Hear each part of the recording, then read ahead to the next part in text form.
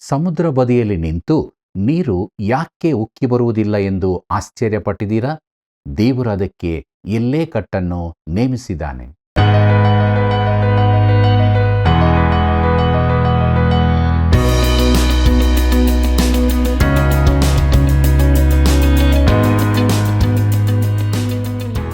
ಆತ್ಮೀಯ ಸಹೋದರ ಸಹೋದರಿಯರೇ, ದೈವಾನ್ವೇಷಣೆ ಸತ್ಯವೇದ ಅಧ್ಯಯನ ಕಾರ್ಯಕ್ರಮಕ್ಕೆ ತುಂಬು ಹೃದಯದ ಸುಸ್ವಾಗತ. ನಾವು ವೃತ್ತಾಕಾರವಾದ ಜಗತ್ತಿನಲ್ಲಿ ವಾಸಿಸುತ್ತಿದ್ದೇವೆ. ದೇವರಿದನ್ನು ಮೊದಲೇ ತಿಳಿಸಿದ್ದಾನೆ. ಜ್ಞಾನ ಮತ್ತು ಅಜ್ಞಾನದ ಪಾಠಶಾಲೆಯ ಬಗ್ಗೆ ತಿಳಿದುಕೊಳ್ಳಬೇಕೋ? ಕ್ರಿಸ್ತನ ರಾಯಭಾರಿಗಳು ಅಂದರೆ ಯಾರು?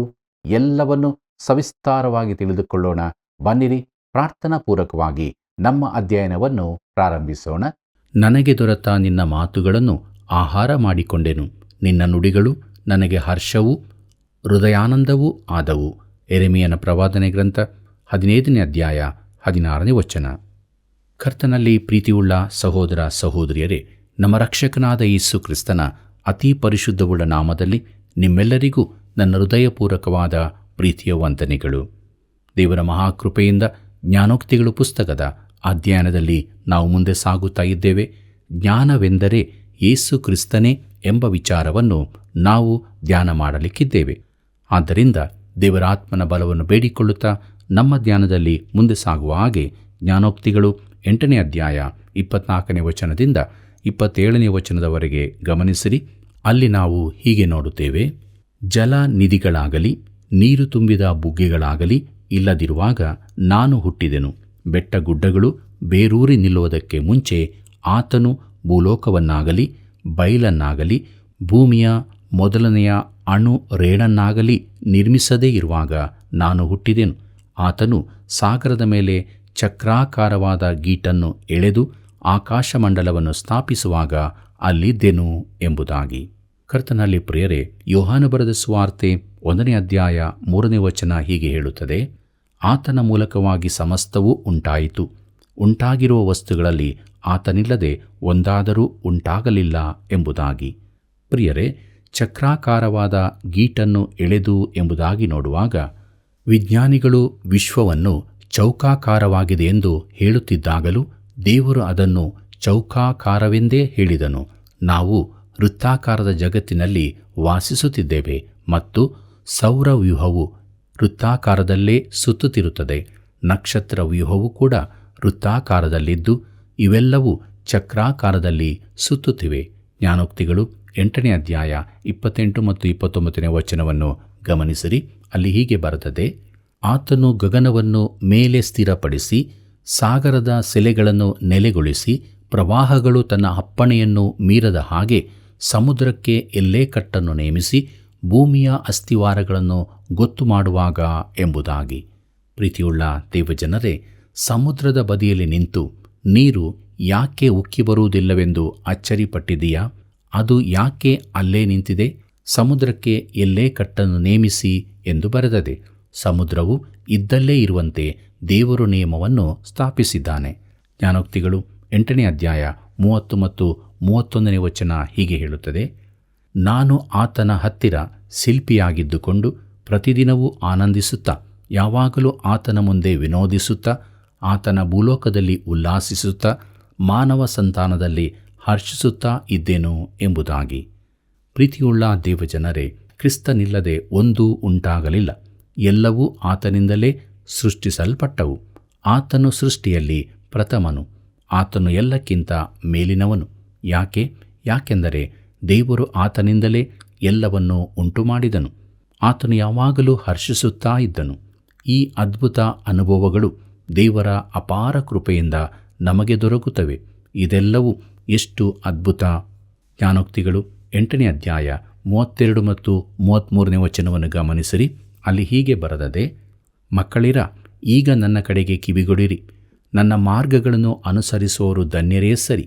ಉಪದೇಶವನ್ನು ಕೇಳಿರಿ, ಅದನ್ನು ಬಿಡದೆ ಜ್ಞಾನವಂತರಾಗಿರಿ ಎಂಬುದಾಗಿ. ಪ್ರಿಯರೇ, ಕ್ರಿಸ್ತನೇ ಜ್ಞಾನವಾಗಿದ್ದಾನೆ. ನಾವು ಆತನನ್ನು ಪ್ರೀತಿಸಬೇಕು. ಮುಂದಕ್ಕೆ ನೋಡೋಣ. ಜ್ಞಾನೋಕ್ತಿಗಳು 8ನೇ ಅಧ್ಯಾಯ 34 ಮತ್ತು 35ನೇ ವಚನಗಳನ್ನು ಅಲ್ಲಿ ನಾವು ಹೀಗೆ ನೋಡುತ್ತೇವೆ: ನನ್ನ ದ್ವಾರಗಳ ಬಳಿಯಲ್ಲಿ ಪ್ರತಿದಿನವೂ ಕಾಯುತ್ತಾ ಬಾಗಲಿನ ನಿಲವುಗಳ ಹತ್ತಿರ ಜಾಗರೂಕನಾಗಿ ನನ್ನ ಮಾತುಗಳನ್ನು ಕೇಳುವವನು ಭಾಗ್ಯವಂತನು. ಯಾವನು ನನ್ನನ್ನು ಹೊಂದುತ್ತಾನೋ ಅವನು ಜೀವವನ್ನು ಹೊಂದುತ್ತಾನೆ, ಯೆಹೋವನ ಕಟಾಕ್ಷಕ್ಕೆ ಗುರಿಯಾಗುವನು ಎಂಬುದಾಗಿ. ಕರ್ತನಲ್ಲಿ ಪ್ರಿಯರೇ, ನನ್ನನ್ನು ಹೊಂದುವವನು ಜೀವವನ್ನು ಹೊಂದುತ್ತಾನೆ. ಕ್ರಿಸ್ತನು ನಿನ್ನಲ್ಲಿದ್ದರೆ ನಿನ್ನಲ್ಲಿ ಜೀವವಿದೆ. ಜ್ಞಾನೋಕ್ತಿಗಳು 8ನೇ ಅಧ್ಯಾಯ 36ನೇ ವಚನ ಹೀಗೆ ಹೇಳುತ್ತದೆ, ಯಾವನು ನನಗೆ ತಪ್ಪು ಮಾಡುತ್ತಾನೋ ಅವನು ತನ್ನ ಆತ್ಮಕ್ಕೆ ಕೇಡು ಮಾಡಿಕೊಳ್ಳುತ್ತಾನೆ. ನನ್ನನ್ನು ಹಾಗೆ ಮಾಡುವವರೆಲ್ಲರೂ ಮರಣವನ್ನು ಪ್ರೀತಿಸುತ್ತಾರೆ ಎಂಬುದಾಗಿ. ಪ್ರಿಯ ಸ್ನೇಹಿತನೇ, ನೀನು ಕ್ರಿಸ್ತನನ್ನು ದ್ವೇಷಿಸುವುದಾದರೆ ಮರಣವನ್ನು ಪ್ರೀತಿಸುತ್ತಿ. ಕ್ರಿಸ್ತನೇ ಜ್ಞಾನವಾಗಿದ್ದಾನೆ. ದೇವರ ವಾಕ್ಯದ ಬೆಳಕಿನಲ್ಲಿ ನಮ್ಮನ್ನು ನಾವು ಪರೀಕ್ಷಿಸಿಕೊಳ್ಳೋಣವೇ? ದೇವರ ಕೃಪೆಯಿಂದ ಜ್ಞಾನೋಕ್ತಿಗಳು ಪುಸ್ತಕದ 8ನೇ ಅಧ್ಯಾಯದ ಧ್ಯಾನವನ್ನು ನಾವು ಮಾಡಿ ಮುಗಿಸಿದ್ದೇವೆ. ದೇವರಿಗೆ ಸ್ತೋತ್ರ ಸಲ್ಲಿಸುತ್ತಾ 9ನೇ ಅಧ್ಯಾಯದ ಧ್ಯಾನವನ್ನು ಪ್ರಾರಂಭಿಸೋಣ. ಕರ್ತನಲ್ಲಿ ಪ್ರಿಯರೇ, ಜ್ಞಾನವೆಂಬಾಕೆಯು ತನ್ನ ಶಾಲೆ ಅಥವಾ ಮನೆಯನ್ನು ಸ್ಥಾಪಿಸಿದ್ದಾಳೆ. ಯವನಸ್ಥನು ಅಲ್ಲಿ ಸೇರ್ಪಡೆಗೊಂಡಿದ್ದಾನೆ. ಇದು ಒಳ್ಳೆಯದೇ. ಇಲ್ಲಿ ಎಲ್ಲವೂ ಸಿದ್ಧ ಮಾಡಲ್ಪಟ್ಟಿದೆ. ಶಾಲೆಯ ಗಂಟೆ ಬಾರಿಸಲಿಕ್ಕಿದೆ. ಮುಂದಕ್ಕೆ ನಾವು ಜ್ಞಾನದ ಪಾಠಶಾಲೆ ಎಂಬ ವಿಚಾರವನ್ನು ನೋಡೋಣ. ಜ್ಞಾನೋಕ್ತಿಗಳು 9ನೇ ಅಧ್ಯಾಯ ಮೊದಲಿನ 5 ವಚನಗಳನ್ನು ಗಮನಿಸಿರಿ. ಅಲ್ಲಿ ಹೀಗೆ ಬರೆದದೆ, ಜ್ಞಾನವೆಂಬಾಕೆಯು 7 ಕಂಬಗಳನ್ನು ಕಡಿದು ತನ್ನ ಮನೆಯನ್ನು ಕಟ್ಟಿಕೊಂಡಿದ್ದಾಳೆ. ಪಶುಗಳನ್ನು ಕೊಯಿಸಿ ಪಾನ ದ್ರವ್ಯಗಳೊಡನೆ ದ್ರಾಕ್ಷಾರಸವನ್ನು ಬೆರೆಸಿ ಔತಣವನ್ನು ಸಿದ್ಧಪಡಿಸಿದ್ದಾಳೆ. ಆಕೆಯು ತನ್ನ ದಾಸಿಯರನ್ನು ಕಳುಹಿಸಿ, ಮೂಢನಾಗಿರುವವನು ಈ ಕಡೆಗೆ ತಿರುಗಲಿ ಎಂದು ಪಟ್ಟಣದ ರಾಜ್ಯ ಮಾರ್ಗಗಳ ಅಗ್ರಸ್ಥಾನಗಳಲ್ಲಿ ಪ್ರಕಟಿಸುತ್ತಾಳೆ. ಆಕೆಯು ಬುದ್ಧಿಹೀನರಿಗೆ, ಬನ್ನಿರಿ, ನಾನು ಬಡಿಸುವ ಆಹಾರವನ್ನು ಉಣ್ಣಿರಿ, ನಾನು ಬೆರೆಸಿರುವ ದ್ರಾಕ್ಷಾರಸವನ್ನು ಕುಡಿಯಿರಿ ಎಂಬುದಾಗಿ. ಪ್ರೀತಿಯುಳ್ಳ ದೇವಜನರೇ, ಜ್ಞಾನವು ಒಂದು ಮನೆಯನ್ನು ಕಟ್ಟಿಕೊಂಡಿದ್ದಾಳೆ. ಇದು ಜ್ಞಾನದ ಪಾಠಶಾಲೆ. ಅದರಲ್ಲಿ 7 ಕಂಬಗಳಿವೆ. ಈ 7 ಕಂಬಗಳು ಸಂಪೂರ್ಣತೆಯನ್ನು ಸೂಚಿಸುತ್ತದೆ. ಈ ಪಾಠಶಾಲೆಯಲ್ಲಿ ಅತ್ಯುನ್ನತ ಶಿಕ್ಷಣದವರೆಗೆ ಎಲ್ಲವೂ ಕಲಿಸಲ್ಪಡುತ್ತದೆ. ಒಳ್ಳೆಯ ಶಿಕ್ಷಣದ ಪ್ರಾಮುಖ್ಯತೆಯನ್ನು ನಾವು ಕಡೆಗಣಿಸದಿರೋಣ. ಯೇಸು ತನ್ನ ಶಿಷ್ಯರನ್ನಾಗಿ ಹೆಚ್ಚು ವಿದ್ಯೆಯಿಲ್ಲದ 12 ಮಂದಿಯನ್ನು ಆರಿಸಿಕೊಂಡಿದ್ದಾನೆಂದು ಕೆಲವರು ಹೇಳುತ್ತಾರೆ. ದೇವಸೇವಕರಾದ ಡಾಕ್ಟರ್ ವರ್ನನ್ ಮೆಗ್ಗಿಯವರು ಈ ರೀತಿಯಾಗಿ ಹೇಳುತ್ತಾರೆ, ನನಗೆ ಅನೇಕ ಪತ್ರಗಳು ಬರುತ್ತವೆ. ಅವುಗಳಲ್ಲಿ ಒಂದರಲ್ಲಿ ನಾನು ಡಾಕ್ಟರ್ ಎಂದು ಉಪಯೋಗಿಸುವುದರ ಬಗ್ಗೆ ಆಕ್ಷೇಪಣೆ ಇತ್ತು. ಆದರೆ ಈ ರೀತಿ ಕಲಿತು ಸಂಪಾದಿಸಿದ ಡಾಕ್ಟರ್ ಬಿರುದಿನ ಹಿಂದೆ ಅನೇಕ ವರ್ಷಗಳ ಕಠಿಣ ಪರಿಶ್ರಮವಿದೆ ಎಂಬುದನ್ನು ಮರೆಯಬಾರದು. ಆ ರೀತಿ ಕಷ್ಟಪಟ್ಟು ಕಲಿತು ಅದನ್ನು ಸಂಪಾದಿಸಿದವನಿಗೆ ಅದನ್ನು ಉಪಯೋಗಿಸುವ ಹಕ್ಕೂ ಇರುತ್ತದೆ. ನಮ್ಮ ಶಿಕ್ಷಣ ಪದ್ಧತಿಯಲ್ಲಿ ಎಲ್ಲವೂ ಸರಿಯಿಲ್ಲವೆಂಬುದನ್ನು ನಾನು ಒಪ್ಪಿಕೊಳ್ಳುತ್ತೇನೆ. ನನಗೆ ತಿಳಿದಿರುವ ಯುವಕನೊಬ್ಬನು ಚರಿತ್ರೆಯ ವಿಭಾಗದಲ್ಲಿ ಉನ್ನತ ವ್ಯಾಸಂಗ ಮಾಡುತ್ತಿದ್ದಾನೆ. ಪುರಾತನ ಕಾಲದ ಸಂಸ್ಕೃತಿ, ಜೀವನ ವಿಧಾನಗಳನ್ನು ಕಲಿಯಬೇಕಾದರೆ ಆ ದಿನಗಳ ಕಾಲ ಇಸವಿಗಳನ್ನು ಕಲಿಯಲು ಕಷ್ಟಪಡಬೇಡಿ ಎಂದು ಅವರಿಗೆ ಹೇಳಲಾಗಿತ್ತು. ಇದು ನಿಜವಾಗಿಯೂ ಅನುಕೂಲ ಶಾಸ್ತ್ರವಾಗಿತ್ತು. ಸತ್ಯಾಂಶಗಳು ನಿಜವಾಗಿಯೂ ಮುಖ್ಯವಾಗಿವೆ. ಈ ನಿಯಮಗಳಿಗನುಸಾರವಾಗಿ ಕಾರ್ಯ ಮಾಡುವ ಅನೇಕ ಸಂಸ್ಥೆಗಳು ಈಗಲೂ ಇವೆಯೆಂದು ನಾನು ನಂಬುತ್ತೇನೆ ಎಂಬುದಾಗಿ. ಪ್ರೀತಿಯುಳ್ಳ ದೇವಜನರೇ, ಇನ್ನು ಅಪೋಸ್ತಲರ ವಿದ್ಯೆಯ ಕುರಿತು ಹೇಳುವುದಾದರೆ, ಕರ್ತನಾದ ಯೇಸು ಕ್ರಿಸ್ತನೊಂದಿಗೆ 3 ವರ್ಷ ಕಳೆದವನು ಆ ವಿದ್ಯಾವಂತನೆಂದು ಹೇಳಲು ಸಾಧ್ಯವೇ ಇಲ್ಲ. ಈ ಲೋಕದ ಎಂದೂ ಕಾಣದ ಶ್ರೇಷ್ಠ ಬೋಧಕನ ಕೈ ಕೆಳಗೆ ಅವರು ತುಂಬಾ ಕಲಿತಿದ್ದರು. ಮಾತ್ರವಲ್ಲದೆ ಅಪೋಸ್ತಲನಾದ ಪೌಲನು ಆಗಿನ ಕಾಲದವರೆಲ್ಲರಿಗಿಂತಲೂ ಹೆಚ್ಚು ಕಲಿತವನಾಗಿದ್ದನು. ಅವನು ಅವಿದ್ಯಾವಂತನೆಂದು ಯಾರೂ ಹೇಳಲಾಗದು. ಮತ್ತು ಯೇಸುಕ್ರಿಸ್ತನು ತಾನೇ ಜ್ಞಾನವಾಗಿರುವುದರಿಂದ ಆತನು ಪರಿಪೂರ್ಣ ವಿದ್ಯೆಯನ್ನು ಕೊಡಲು ಶಕ್ತನಾಗಿದ್ದಾನೆ. ಪಶುಗಳನ್ನು ಕೊಯಿಸಿ ದ್ರಾಕ್ಷಾರಸವನ್ನು ಬೆರೆಸಿ ಔತಣವನ್ನು ಸಿದ್ಧಪಡಿಸಿದ್ದಾಳೆ ಎಂಬುದಾಗಿ ನೋಡುವಾಗ, ಹೀಗೆ ಸಿದ್ಧ ಮಾಡಲ್ಪಟ್ಟ ಈ ತರಬೇತಿಯನ್ನು ಪಡೆದುಕೊಳ್ಳಲು ಇದು ಸುಸಮಯವಾಗಿದೆ. ಪ್ರೀತಿಯುಳ್ಳ ದೇವಜನರೇ, ಆಕೆಯು ತನ್ನ ದಾಸಿಯರನ್ನು ಕಳುಹಿಸಿ, ಮೂಢನಾಗಿರುವವನು ಈ ಕಡೆಗೆ ತಿರುಗಲಿ ಎಂದು ಪಟ್ಟಣದ ರಾಜ್ಯ ಮಾರ್ಗಗಳ ಅಗ್ರಸ್ಥಾನಗಳಲ್ಲಿ ಪ್ರಕಟಿಸುತ್ತಾಳೆ ಎಂಬುದಾಗಿ ನೋಡುವಾಗ ಎಂಥ ಚಿತ್ರಣ ಕೊಡಲ್ಪಟ್ಟಿದೆ. ಈಗಿನ ದಿವಸಗಳಲ್ಲಿಯೂ ಇಂಥದೇ ಪರಿಸ್ಥಿತಿ ಇರುತ್ತದೆಂಬುದನ್ನು ನಾವು ಗಮನಿಸತಕ್ಕದ್ದು. ಮದುವೆಯ ಸಮಾರಂಭಕ್ಕೆ ಆಹ್ವಾನ ಕಳುಹಿಸಿ ಸಕಲ ಸಿದ್ಧತೆ ಮಾಡುತ್ತಾರೆ. ಅನೇಕರು ಕರೆಯನ್ನು ತಿರಸ್ಕರಿಸುತ್ತಾರೆ. ಆಗ ಸೇವಕರು ಹಾದಿಗಳಿಗೆ ಹೋಗಿ ಕಂಡವರನ್ನೆಲ್ಲ ಕೂಡಿಸಿಕೊಂಡು ಬಂದರು ಎಂಬುದಾಗಿ ಮತ್ತಾಯನ ಬರೆದ ಸುವಾರ್ತೆ 22ನೇ ಅಧ್ಯಾಯ ಮೊದಲಿನ 14 ವಚನಗಳಲ್ಲಿ ನೋಡುತ್ತೇವೆ. ಪ್ರಿಯರೇ, ಜ್ಞಾನವು ಜನರನ್ನು ತನ್ನ ಬಳಿಗೆ ಕರೆಯುವುದಕ್ಕಾಗಿ ರಾಜ್ಯ ಮಾರ್ಗದಲ್ಲಿ ಹೋಗಿ ಕರೆಯಬೇಕಾದದ್ದು ವಿಶೇಷವಾಗಿದೆ. ನಾವು ಕೂಡ ಇಂದು ಹೀಗೆ ಹಾದಿ ಬೀದಿಗಳಲ್ಲಿ ಹೋಗಿ ಸಾರಬೇಕಾಗಿದೆ. ನಮ್ಮ ಸಂದೇಶ ಹೀಗಿರಬೇಕು: ದೇವರು ನಿಮ್ಮೊಂದಿಗೆ ಸಮಾಧಾನವಾಗಿದ್ದಾನೆ, ನೀವು ಆತನೊಂದಿಗೆ ಸಮಾಧಾನವಾಗಿರಿ ಎಂಬುದಾಗಿ.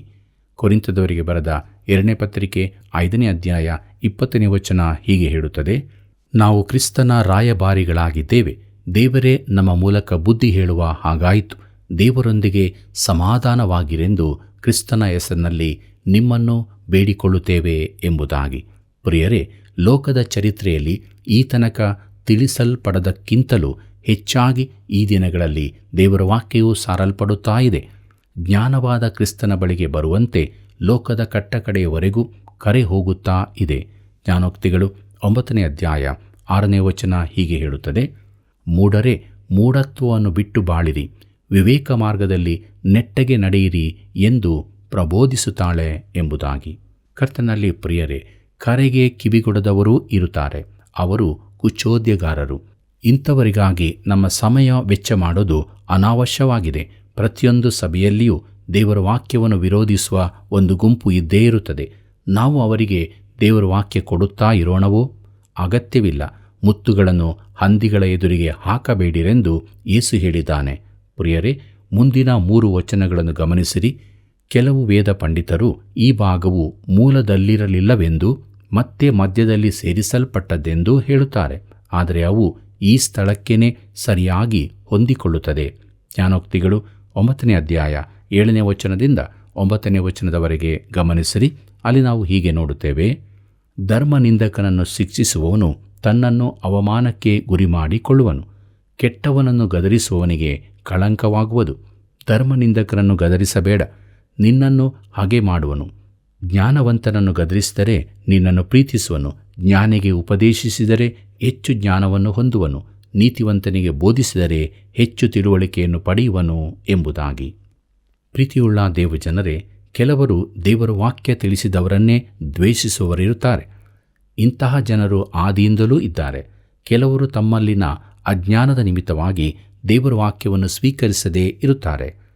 ನಮ್ಮ ದಿನಗಳಲ್ಲಿ ಉದಾರತವಾದಿಗಳ ಕುರಿತಾಗಿ ಕೇಳುತ್ತೇವೆ. ಆದರೆ ಇಂತಹ ವಿಶಾಲ ಮನಸ್ಸಿನ ಉದಾರವಾದಿಗಳೇ ಧಾರ್ಮಿಕತೆಯನ್ನು ತಿರಸ್ಕರಿಸುವವರೆಂದು ನಮಗೆ ತಿಳಿದಿದೆಯೋ? ಅವರು ಆಚಾರವಾದಿಗಳನ್ನು ಮತಾಂಧರೆಂದು ಕರೆಯುತ್ತಾರೆ. ಆದರೆ ನಿಜವಾದ ಮತಾಂಧರು ಯಾರು? ನಮ್ಮ ಶಾಲೆಗಳಲ್ಲಿ ವಿಕಾಸವಾದದ ಜೊತೆಗೆ ಸತ್ಯವೇದವನ್ನೂ ಕಲಿಸುವುದಾದರೆ ನನಗೆ ಸಂತೋಷವೇ. ಆದರೆ ಈ ವಿಶಾಲ ಮನಸ್ಸಿನ ಉದಾರವಾದಿಗಳು ಅದಕ್ಕೆ ಅವಕಾಶ ಕೊಡುವುದಿಲ್ಲ. ಅವರಿಗೆ ಎಷ್ಟೇ ಪದವಿಗಳಿದ್ದರೂ ಅವರು ಅಜ್ಞಾನಿಗಳೇ ಆಗಿದ್ದಾರೆ. ಸಾಮಾನ್ಯವಾಗಿ ಸ್ವಲ್ಪ ಮಾತ್ರ ತಿಳಿದಿರುವವನು ತನಗೆ ಎಲ್ಲವೂ ತಿಳಿದಿದೆ ಎಂದು ಭಾವಿಸುತ್ತಾನೆ. ಯಾವ ಉದಾರತವಾದಿಯು ತನಗೆ ಹೆಚ್ಚು ತಿಳಿದಿಲ್ಲವೆಂದು ಹೇಳುವುದನ್ನು ನಾನು ಈ ತನಕ ನೋಡಿಲ್ಲ. ತನಗೆ ಎಲ್ಲವೂ ತಿಳಿದಿದೆ ಎಂದು ಅವನು ಭಾವಿಸುತ್ತಾನೆ. ಆದರೆ ಅವನಿಗೆ ತಿಳಿದಿರುವುದಿಲ್ಲ. ಒಬ್ಬನು ಹೆಚ್ಚು ಹೆಚ್ಚು ತಿಳಿಯುತ್ತಾ ಹೋದಂತೆ ತನ್ನ ಜ್ಞಾನದ ಮಿತಿಯನ್ನು ತಿಳಿದುಕೊಳ್ಳುತ್ತಾನೆ. ನಾನು ತಿಳಿದಿದ್ದ ಒಬ್ಬ ಶ್ರೇಷ್ಠ ಪ್ರಸಂಗಿಯು ಯಾವಾಗಲೂ ಹೇಳುತ್ತಿದ್ದನು, ನಾನು ಸತ್ಯವೇದವನ್ನು ಹೆಚ್ಚು ಕಲಿತ ಹಾಗೆಲ್ಲ ನಾನೆಷ್ಟು ಅಜ್ಞಾನಿ ಎಂಬುದನ್ನು ತಿಳಿಯುತ್ತೇನೆ ಎಂಬುದಾಗಿ. ಪ್ರಿಯ ಸ್ನೇಹಿತನೇ, ನೀನು ಎಷ್ಟು ಅಜ್ಞಾನಿ ಎಂಬುದನ್ನು ಗ್ರಹಿಸಿಕೊಳ್ಳದೆ ನೀನು ಸತ್ಯವೇದ ಕಲಿಯಲಾರಿ. ಆದರೆ ಕುಚೋದ್ಯಗಾರನಿಗೆ ದೇವರ ವಾಕ್ಯವನ್ನು ಕಲಿಯುವ ಆಸಕ್ತಿಯೇ ಇಲ್ಲವಾಗಿರುತ್ತದೆ. ಅದನ್ನು ಅವನಿಗೆ ಕಲಿಸುವುದು ವ್ಯರ್ಥವೇ ಸರಿ. ಜ್ಞಾನೋಕ್ತಿಗಳು 9ನೇ ಅಧ್ಯಾಯ 10ನೇ ವಚನ ಹೀಗೆ ಹೇಳುತ್ತದೆ: ಯೆಹೋವನ ಭಯವೇ ಜ್ಞಾನಕ್ಕೆ ಮೂಲವು, ಪರಿಶುದ್ಧನ ತಿಳುವಳಿಕೆಯೇ ವಿವೇಕವು ಎಂಬುದಾಗಿ. ಪ್ರಿಯರೇ, ಈ ವಚನ ಹಿಂದೊಮ್ಮೆ ಬಂದಿದೆಯೆಂದು ನೀವು ಹೇಳಬಹುದು. ಹೌದು, ಈ ಯವನಸ್ಥನು ಮನೆಯಲ್ಲಿರುವಾಗ ಅವನಿಗೆ ದೇವರ ಭಯದ ಕುರಿತಾದ ಪ್ರಥಮ ಪಾಠವು ಕೊಡಲ್ಪಟ್ಟಿತು.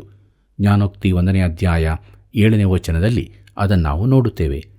ಯೆಹೋವನ ಭಯವೇ ತಿಳುವಳಿಕೆಗೆ ಮೂಲವು. ಮೂರ್ಖರಾದರೂ ಜ್ಞಾನವನ್ನು ಶಿಕ್ಷೆಯನ್ನು ಅಸಡ್ಡೆ ಮಾಡುವರು. ಈಗ ಅವನು ಜೀವನದ ಪಾಠಶಾಲೆಗೆ ಪ್ರವೇಶಿಸಿದ್ದಾನೆ. ಅಲ್ಲಿ ಅವನು ತನ್ನ ಶಿಕ್ಷಣದ ಆರಂಭದ ದಿನಗಳಲ್ಲಿದ್ದಾನೆ ಮತ್ತು ಅವನಿಗೆ ಹೇಳಲ್ಪಟ್ಟ ಮೊದಲ ಪಾಠವೇ ಯೆಹೋವನ ಭಯವೇ ಜ್ಞಾನಕ್ಕೆ ಮೂಲವು, ಪರಿಶುದ್ಧರ ತಿಳುವಳಿಕೆಯೇ ವಿವೇಕವು ಎಂಬುದಾಗಿ. ಪ್ರಿಯರೇ, ನಾವು ಇಲ್ಲಿಂದಲೇ ಪ್ರಾರಂಭಿಸಬೇಕಾಗಿದೆ. ಪ್ರಿಯ ಮಿತ್ರನೇ, ನೀನು ಅಲ್ಲಿಂದ ಆರಂಭಿಸದಿದ್ದರೆ ನಿನ್ನ ಆರಂಭವು ಸರಿಯಾದದ್ದಾಗಿಲ್ಲ ಎಂದಾಯಿತು. ಈ ಲೋಕದಲ್ಲಿ ದೇವರಿಲ್ಲದೆ ಬದುಕುವ ಮನುಷ್ಯನು ಮೂರ್ಖನೇ ಸರಿ. ಈ ಪುಸ್ತಕ ಅದನ್ನೇ ತಿಳಿಸುತ್ತದೆ. ನಮ್ಮ ಈಗಿನ ಸಮಾಜದಲ್ಲಿ ನಾವು ಭದ್ರತೆಯ ಕುರಿತಾಗಿ ತುಂಬ ಎಚ್ಚರ ವಹಿಸುತ್ತೇವೆ. ದಾರಿಯಲ್ಲಿ ಭದ್ರತೆ, ಮನೆಯಲ್ಲಿ ಭದ್ರತೆ, ಪ್ರಾಯಸ್ಥರಾದಾಗ ಭದ್ರತೆ ಇತ್ಯಾದಿ. ಪ್ರಿಯರೇ, ಇವೆಲ್ಲವುಗಳಿಗೆ ನಾವು ವಿಮೆ ಮಾಡಿಕೊಂಡದ್ದು, ವಿಮಾ ಕಂತು ಸರಿಯಾಗಿ ಕಟ್ಟಿರುವಂತೆ ನೋಡಿಕೊಳ್ಳುತ್ತೇವೆ. ಅದು ಒಳ್ಳೆಯ ಕೆಲಸವೇ. ಆದರೆ ಪ್ರಿಯ ಸಹೋದರ ಸಹೋದರಿಯೇ, ನಿನ್ನ ನಿತ್ಯತ್ವದ ಕುರಿತಾಗಿ ಏನು? ಅದಕ್ಕಾಗಿ ಯಾವ ಯೋಜನೆ ಮಾಡಿಕೊಂಡಿದ್ದಿ? ಅದರ ವಿಮೆ ಮಾಡಿದ್ದೀಯೋ? ದೇವರಿಲ್ಲದೆ ಈ ಜೀವಿತ ಜೀವಿಸುವುದು ಎಂಥ ಮೂರ್ಖತನ! ದೇವರ ಭಯವೇ ಜ್ಞಾನದ ಆರಂಭವು. ಜ್ಞಾನೋಕ್ತಿಗಳು 9ನೇ ಅಧ್ಯಾಯ 11 ಮತ್ತು 12ನೇ ವಚನಗಳನ್ನು ಗಮನಿಸಿರಿ. ಅಲ್ಲಿ ಹೀಗೆ ಬರೆದದೆ: ನನ್ನಿಂದ ನಿನ್ನ ದಿನಗಳು ಹೆಚ್ಚುವವು, ನಿನ್ನ ಆಯುಷ್ಯನ ವರ್ಷಗಳು ವೃದ್ಧಿಯಾಗುವವು. ನೀನು ಜ್ಞಾನವಂತನಾದರೆ ನಿನ್ನ ಜ್ಞಾನವು ನಿನಗೆ ಲಾಭಕರ, ಧರ್ಮನಿಂದಕನಾದರೆ ನೀನೇ ಅದರ ಫಲವನ್ನು ಅನುಭವಿಸುವಿ ಎಂಬುದಾಗಿ. ಪ್ರಿಯ ಮಿತ್ರನೇ, ನೀನು ಬುದ್ಧಿವಂತನಾಗಿರುವುದಾದರೆ ನಿನ್ನ ಆತ್ಮದ ನಿತ್ಯತ್ವಕ್ಕಾಗಿ ಸಿದ್ಧತೆ ಮಾಡಿಕೊ. ನೀನು ಈ ವಿಚಾರಗಳ ಕುರಿತು ಕುಚೋದ್ಯ ಮಾಡಿ ಅಲಕ್ಷಿಸುವುದಾದರೆ ನೀನು ನ್ಯಾಯ ತೀರುವಿಕೆಗೆ ಗುರಿಯಾಗುತ್ತಿ. ಇದು ಒರಟಾಗಿ ನಿನಗೆ ಕೇಳಿಸಬಹುದು, ಆದರೆ ಯಾರಾದರೂ ನಿನಗೆ ಇದನ್ನು ಹೇಳಲೇಬೇಕಲ್ಲ. ನೀನು ನರಕದ ಹಾದಿಯಲ್ಲಿದ್ದಿ. ನೀನು ನಿಂದಕನಾದರೆ ನೀನೇ ಅದರ ಫಲವನ್ನು ಅನುಭವಿಸುವಿ. ನೀನು ನಿನ್ನ ಸ್ವಂತ ಮಾರ್ಗದಲ್ಲೇ ಮುಂದುವರಿಯಲು ತೀರ್ಮಾನಿಸುವುದಾದರೆ ನಾಶನ ನಿನಗೆಯೇ. ಕರ್ತನಲ್ಲಿ ಪ್ರಿಯರೇ, ಒಮ್ಮೆ ನಾನು ಪ್ರಸಂಗ ಮಾಡಿದ ಸ್ಥಳದಲ್ಲಿದ್ದ ನಾಸ್ತಿಕನೊಬ್ಬನು ನನ್ನ ಬಳಿಗೆ ಬಂದು, ಪ್ರಸಂಗಿಯೇ, ಈ ನಿತ್ಯ ಜೀವ, ಯೇಸುವನ್ನು ನಂಬುವುದು, ಇಂಥ ಎಲ್ಲ ಸಂಗತಿಗಳಿಗೆ ನಾನು ಮರಳಾಗುವುದಿಲ್ಲ. ಅವು ಕೆಲವರಿಗೆ ಇಷ್ಟವಾಗಬಹುದು, ನಾನು ಅದನ್ನು ಲಕ್ಷ್ಯವೇ ಮಾಡುವುದಿಲ್ಲ ಎಂದು ಹೇಳಿದನು. ನಾನು ಹೇಳಿದೆ, ನೀನೇ ಸರಿ ಎಂದು ನೆನೆಸುವ, ನಿತ್ಯ ಜೀವ ಇಲ್ಲವೆಂದೇ ಹೇಳುವ. ಆಗ ನಾನು ನೀನು ಒಂದೇ ಕಡೆಯಿಂದ ಹೊರಬರುತ್ತೇವೆ. ಆದರೆ ಒಂದು ವೇಳೆ ನನ್ನ ಮಾತು ಸರಿಯಾಗಿದ್ದು ನೀನು ತಪ್ಪಾಗಿರುವುದಾದರೆ ನೀನು ಬಲೂ ದೊಡ್ಡ ಗಂಡಾಂತರದಲ್ಲಿದ್ದಿ. ಇನ್ನೊಬ್ಬ ನಾಸ್ತಿಕನು ಹೇಳಿದನು, ನಾನು ನನ್ನಷ್ಟಕ್ಕೆ ಸಮಾಧಾನದಿಂದಿರುತ್ತಿದ್ದೆ, ಆದರೆ ಒಂದು ವೇಳೆ ಸತ್ಯವೇದವೇ ಸರಿಯಾದರೆ ಎಂಬ ಭಾವನೆ ನನ್ನನ್ನು ಗಾಬರಿಗೊಳಿಸುತ್ತದೆ ಎಂದು. ಪ್ರಿಯರೇ, ದೇವರಿಗೆ ಬೆನ್ನು ಹಾಕಿ ಹೋಗುವವರಿಗೆ ಅದು ನಿಜವಾಗಿಯೂ ಗಂಡಾಂತರಕಾರಿಯೇ ಆಗಿದೆ. ಪ್ರೀತಿಯುಳ್ಳ ದೇವಜನರೇ, ಮುಂದಕ್ಕೆ ನಾವು ಅಜ್ಞಾನವೆಂಬಾಕೆಯ ಪಾಠಶಾಲೆ ಎಂಬ ವಿಚಾರವನ್ನು ನೋಡೋಣ. ಜ್ಞಾನೋಕ್ತಿಗಳು 9ನೇ ಅಧ್ಯಾಯ 13ನೇ ವಚನ ಹೀಗೆ ಹೇಳುತ್ತದೆ: ಅಜ್ಞಾನವೆಂಬವಳಾದರೋ ಕೂಗಾಟದವಳೆ, ಮೂಡಲು ಏನೂ ತಿಳಿಯದವಳು ಎಂದು. ನೋಡಿರಿ, ಅಜ್ಞಾನದ ಪಾಠಶಾಲೆಯೂ ಇದೆ. ಇದಕ್ಕೆ ಸೇರಿದವರು ತುಂಬ ಮಂದಿ ನಮ್ಮ ಸುತ್ತ ಇದ್ದಾರೆ. ಜ್ಞಾನೋಕ್ತಿಗಳು 9ನೇ ಅಧ್ಯಾಯ 14ನೇ ವಚನವನ್ನು ಗಮನಿಸಿರಿ. ಅಲ್ಲಿ ಹೀಗೆ ಬರುತ್ತದೆ: ಅವಳು ತನ್ನ ಮನೆಯ ಬಾಗಿಲಿನಲ್ಲಿ ಪಟ್ಟಣದ ರಾಜ್ಯ ಮಾರ್ಗಗಳಲ್ಲಿ ಗದ್ದುಗೆಯ ಮೇಲೆ ಕೂತುಕೊಂಡವಳಾಗಿ ಎಂಬುದಾಗಿ. ಪ್ರಿಯರೇ, ಆಕೆ ತನ್ನ ಬಳಿಗೆ ಜನರನ್ನು ಕೂಡಿಸಲು ಹಾದಿ ಬೀದಿಗಳಲ್ಲಿ ಹೋಗಿ ಕೂಗಾಡಬೇಕೆಂದಿಲ್ಲ. ಜನರೇ ಅವಳ ಬಳಿಗೆ ಬರುತ್ತಾರೆ. ಇಂಥ ಶಾಲೆಗೆ ಸಾವಿರಾರು ಮಂದಿ ಧಾವಿಸಿ ಬರುತ್ತಿದ್ದಾರೆ. ಮುಂದಕ್ಕೆ ನೋಡೋಣ. ಜ್ಞಾನೋಕ್ತಿಗಳು 9ನೇ ಅಧ್ಯಾಯ 15ನೇ ವಚನದಿಂದ 18ನೇ ವಚನದವರೆಗೆ. ಅಲ್ಲಿ ಹೀಗೆ ಬರೆದದೆ: ತಮ್ಮ ಮಾರ್ಗವನ್ನು ಹಿಡಿದು ಹೋಗಿ ಬರುವವರನ್ನು ನೋಡಿ ಮೂಢನಾಗಿರುವವನು ಈ ಕಡೆಗೆ ತಿರುಗಲಿ ಎಂದು ಕೂಗಿ, ಕದ್ದ ನೀರು ಸಿಹಿಯಾಗಿದೆ, ಗುಟ್ಟಾಗಿ ತಿನ್ನುವ ತಿಂಡಿಯು ರುಚಿಯಾಗಿದೆ ಎಂದು ಬುದ್ಧಿಹೀನನಿಗೆ ಹೇಳುತ್ತಾಳೆ. ಆ ಮನೆಯು ಪ್ರೇತ ನಿವಾಸವೆಂದು, ಅವಳ ಅತಿಥಿಗಳು ಅಗಾಧ ಪಾತಾಳದಲ್ಲಿ ಬಿದ್ದಿರುವವರೆಂದು ಅವನಿಗೆ ತಿಳಿಯದು ಎಂಬುದಾಗಿ. ಕರ್ತನಲ್ಲಿ ಪ್ರಿಯರೇ, ಅಯ್ಯೋ, ಎಷ್ಟು ಮಂದಿ ಬುದ್ಧಿವಂತರೆನಿಸಿಕೊಂಡರೂ ಕೂಡ ಈ ಮಾರ್ಗಕ್ಕೆ ತಿರುಗಿಕೊಂಡು ನಾಶನಕ್ಕೆ ಹೋಗಿರುತ್ತಾರೆ. ಲಾರ್ಡ್ ಬೈರನ್ ಎಂಬ ಕವಿಯು ತನ್ನ ವಿಷಯ ಲಂಪಟ ಜೀವಿತದ ಕೊನೆಯ ಭಾಗದಲ್ಲಿ ಹೀಗೆ ಬರೆಯುತ್ತಾನೆ: ನನ್ನ ದಿನಗಳು ಹಳದಿ ಎಲೆಯ ಮೇಲಿವೆ, ಪ್ರೇಮದ ಹೂ ಫಲಗಳು ಮುಗಿದು ಹೋಗಿವೆ, ಹುಳ, ರೋಗ, ದುಃಖಗಳೇ ನನ್ನ ಪಾಲಿಗಿವೆ ಎಂಬುದಾಗಿ. ಪ್ರಿಯರೇ, ಬೈರನನ ಬಳಿ ಈ ಲೋಕ ಕೊಡುವಂಥದ್ದೆಲ್ಲವೂ ಇತ್ತು: ಒಳ್ಳೆಯ ಸೌಂದರ್ಯ, ಬುದ್ಧಿವಂತಿಕೆ, ಕೀರ್ತಿ, ಐಶ್ವರ್ಯ. ಆದರೂ ಅವನು ಹೇಳುತ್ತಾನೆ, ಹುಳ, ರೋಗ, ದುಃಖಗಳೇ ನನ್ನ ಪಾಲಿಗಿವೆ ಎಂದು. ಪ್ರಿಯರೇ, ಮೂರ್ಖಳ ಪಾಠಶಾಲೆ ಅವನಿಗೆ ಕೊಟ್ಟದ್ದು ಇವುಗಳನ್ನೇ. ಒಬ್ಬ ಪ್ರಸಿದ್ಧ ಸಿನಿಮಾ ನಟನು ತನ್ನ ಜೀವಿತಾವಧಿಯಲ್ಲಿ ಅನೇಕ ಸುಂದರ ಸ್ತ್ರೀಯರನ್ನು ವಿವಾಹವಾಗಿದ್ದನು. ಇತ್ತೀಚೆಗೆ ಮುದುಕನಾಗಿ ಅವನು ಆತ್ಮಹತ್ಯೆ ಮಾಡಿಕೊಂಡನು. ಸಾಯುವ ಮೊದಲು ಹೀಗೆ ಬರೆದಿದ್ದನು, ಜೀವನ ನನಗೆ ಬೇಸರವಾಗಿದೆ ಎಂದು. ಎಂಥ ದುರಂತ ನೋಡಿರಿ. ಕರ್ತನಲ್ಲಿ ಪ್ರಿಯರೇ, ಮೂರ್ಖತನದ ಪಾಠಶಾಲೆ ಇನ್ನೂ ಇದೆ ಹಾಗೂ ಅದರಲ್ಲಿ ಸೇರಲು ಹಾತೊರೆಯುವವರು ಇನ್ನೂ ತುಂಬ ಜನ ಇದ್ದಾರೆ. ಆದರೆ ಆ ಮನೆಯು ಪ್ರೇತ ನಿವಾಸವೆಂದು, ಅವಳ ಅತಿಥಿಗಳು ಅಗಾಧ ಪಾತಾಳದಲ್ಲಿ ಬಿದ್ದಿರುವವರೆಂದು ಅವರಿಗೆ ತಿಳಿಯದು. ಪ್ರೀತಿಯುಳ್ಳ ಸಹೋದರ ಸಹೋದರಿಯರೇ, ನಾವು ಯಾವ ಪಾಠಶಾಲೆಯಲ್ಲಿ ಕಲಿತಿದ್ದೇವೆ ಅಥವಾ ಕಲಿಯುತ್ತಿದ್ದೇವೆ? ನಾವು ಜ್ಞಾನದ ಪಾಠಶಾಲೆಯಲ್ಲಿ ಇದ್ದುಕೊಂಡು ದೈವಿಕ ಜ್ಞಾನವನ್ನು ಹೊಂದಿದವರಾಗಿ ದೇವರ ರಾಜ್ಯದೆಡೆಗೆ ಸಾಗುತ್ತಾ ಇರೋಣ. ದೇವರಾತ್ಮ ನಮ್ಮನ್ನು ಈ ರೀತಿಯಾಗಿ ಮುನ್ನಡೆಸಲಿ ಮತ್ತು ದೇವರ ದಯೆ ನಮಗೆ ಯಾವಾಗಲೂ ಇರಲಿ. ಹೀಗಾಗುವಂತೆ ದೇವರು ತಾನೇ ಸಹಾಯ ಮಾಡಿ ನಡೆಸಲಿ. ಕರ್ತನ ಕೃಪೆಯು ಸದಾ ನಿಮ್ಮ ಸಂಗಡ ಇರಲಿ. ಪ್ರಿಯರೇ, ವಿಶ್ವದ ಬಗ್ಗೆ ಮನುಷ್ಯರು ಕೆಲವು ಸಂಗತಿಗಳನ್ನು ತಿಳಿದುಕೊಳ್ಳುವ ಮೊದಲೇ ದೇವರು ಎಲ್ಲವನ್ನು ತಿಳಿಸಿದ್ದಾನೆ. ಕ್ರಿಸ್ತನಿಲ್ಲದೆ ಒಂದೂ ಉಂಟಾಗಲಿಲ್ಲ. ನಾವು ದೈವಿಕ ಜ್ಞಾನವುಳ್ಳವರಾಗಿ ಜೀವಿಸಿ ದೇವರನ್ನು ಮಹಿಮೆಪಡಿಸಿ ಇತರರನ್ನು ದೇವರ ಬಳಿಗೆ ನಡೆಸೋಣ. ಪ್ರಾರ್ಥನೆ ಮಾಡೋಣ. ಕೃಪಾಳು ದೇವರೇ, ನಿನ್ನ ಅದ್ಭುತವಾದ ಸೃಷ್ಟಿಗಾಗಿ ನಿನಗೆ ಸ್ತೋತ್ರವನ್ನು ಸಲ್ಲಿಸ್ತೇವೆ. ಅದೇ ಸಮಯದಲ್ಲಿ ನಿನ್ನ ಸೃಷ್ಟಿಗಳಾದ ನಾವೆಲ್ಲರೂ ನಿನ್ನ ವಾಕ್ಯಕ್ಕೆ ವಿಧೇಯರಾಗಿ ಅನುದಿನವೂ ಜೀವಿಸುವಂತೆ ಸಹಾಯ ಮಾಡು ಎಂಬುದಾಗಿ ಬೇಡುವರಾಗಿದ್ದೇವೆ. ನಮ್ಮೆಲ್ಲ ವೀಕ್ಷಕರನ್ನು ಕರುಣ ಮಾಡು ಸ್ವಾಮಿ. ಯಾರ್ಯಾರು ಯಾವ ಸ್ಥಿತಿಯಲ್ಲಿದ್ದಾರೋ ಆ ಸ್ಥಿತಿಯಲ್ಲೇ ಇರದೆ ನಿನ್ನ ಮೂಲಕವಾಗಿ ಬಿಡುಗಡೆಯನ್ನು, ಸಮಾಧಾನವನ್ನು, ಆರೋಗ್ಯವನ್ನು ಹೊಂದಿದವರಾಗಿ ಆತ್ಮಿಕವಾಗಿಯೂ ಶಾರೀರಿಕವಾಗಿಯೂ ಭೌತಿಕವಾಗಿಯೂ ಆಶೀರ್ವದಿಸಲ್ಪಟ್ಟವರಾಗಿ ಜೀವಿಸುವುದಕ್ಕೆ ಸಹಾಯ ಕೊಡು. ಯೇಸುವಿನ ನಾಮದಲ್ಲಿ ಬೇಡಿದ್ದೇವೆ ತಂದೆಯೇ, ಆಮೆನ್. ಪ್ರಿಯ ವೀಕ್ಷಕರೇ, ಒಂದು ವೇಳೆ ಕಾರ್ಯಕ್ರಮ ವೀಕ್ಷಿಸಿ ಇಲ್ಲಿಯವರೆಗೆ ನೀವು ಕರೆ ಮಾಡಿರದಿದ್ದರೆ ಹಿಂದೆ 9845616412 ಮೊಬೈಲ್ ಸಂಖ್ಯೆಗೆ ಕರೆ ಮಾಡಿರಿ. ಸೇವೆಯನ್ನು ಬೆಂಬಲಿಸಿರಿ. ಮತ್ತೆ ಭೇಟಿಯಾಗೋಣ. ನಿಮ್ಮೆಲ್ಲರಿಗೂ ತುಂಬು ಹೃದಯದ ವಂದನೆಗಳು.